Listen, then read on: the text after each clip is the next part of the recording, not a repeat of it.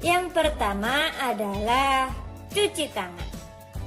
Setelah itu harus berdoa. Salah satu ciri makhluk hidup adalah tumbuh. Untuk bertumbuh, makhluk hidup perlu makanan dan air. Makanan yang baik untuk pertumbuhan adalah makanan yang bersih dan sehat.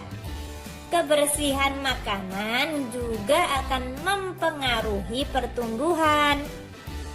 Jika makanan yang kita makan tidak bersih, kesehatan dan pertumbuhan kita akan terpengaruh. Salah satu cara menjaga makanan agar tetap bersih adalah dengan menutup makanan. Hal ini perlu dilakukan agar makanan tidak dihinggapi lalat atau hewan lain. Makanan dapat menjadi tempat lalat bertelur yang menyebabkan makanan menjadi kotor. Selain menjaga kebersihan, kita juga harus berdoa sebelum makan.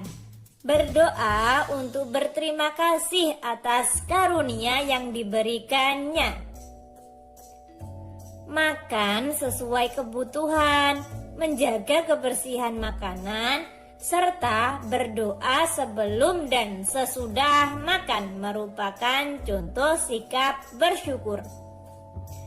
Sikap bersyukur merupakan pengamalan sila pertama Pancasila, yaitu ketuhanan yang Maha Esa. Jika kita sudah makan sesuai kebutuhan, menjaga kebersihan, serta berdoa sebelum dan sesudah makan, berarti kita sudah melaksanakan sila pertama Pancasila. Berdoa juga menunjukkan sikap berterima kasih kepada Tuhan. Selalu berdoa sebelum dan sesudah melakukan kegiatan juga merupakan contoh pengamalan sila pertama Pancasila. Sebelum makan, yang pertama kita harus apa tadi? Cuci tangan. Yang kedua, berdoa. Dan yang terakhir, makan makanan yang baik untuk kesehatan. Susu sapi adalah salah satu contoh makanan yang sangat baik untuk kesehatan.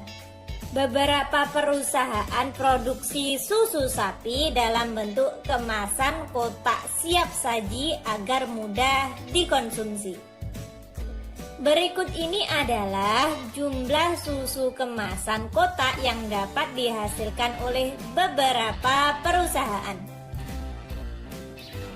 Manakah perusahaan yang menghasilkan susu kemasan kotak paling banyak setiap bulannya?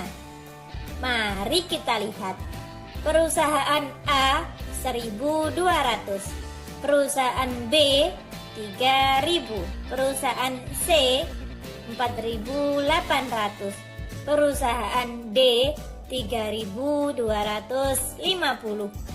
sedangkan perusahaan E 2.200. Kira-kira mana yang paling banyak? Yang paling banyak adalah 4.800, perusahaan C. Lalu, manakah perusahaan yang menghasilkan susu kemasan kotak paling sedikit setiap bulannya? Ya, benar sekali. Perusahaan A menghasilkan 1.200 kotak susu. Itu termasuk bilangan yang paling kecil daripada 3.000, 4.800, 3.200, dan 2.200. Sekarang pertanyaan terakhir. Berapa jumlah susu kemasan kotak yang dihasilkan perusahaan A dan D? Permasalahan tersebut diselesaikan dengan penjumlahan. Penjumlahan dapat dilakukan dengan cara susun ke bawah. Letakkan bilangan sejajar sesuai nilai tempatnya. Lalu jumlahkan sesuai kelompok. Cara menyelesaikan. Perusahaan A menghasilkan 1.200 kotak. Perusahaan D menghasilkan 3.250 kotak. Kita tulis 1.200, lalu bawahnya 3.250. Kita tambahkan seperti ini. Kita mulai dari angka yang paling kanan. Nah, angka yang paling kanan adalah 0. 0 ditambah 0, jawabannya 0. Setelah itu angka di depannya. 0 ditambah 5, jawabannya 5. Setelah itu angka di depannya lagi. 2 ditambah 2, jawabannya adalah 4. Sekarang saatnya angka yang paling depan sendiri. 1 ditambah 3, jawabannya 4. Jadi, jumlah susu kemasan kotak yang dihasilkan perusahaan A dan D adalah 4.450.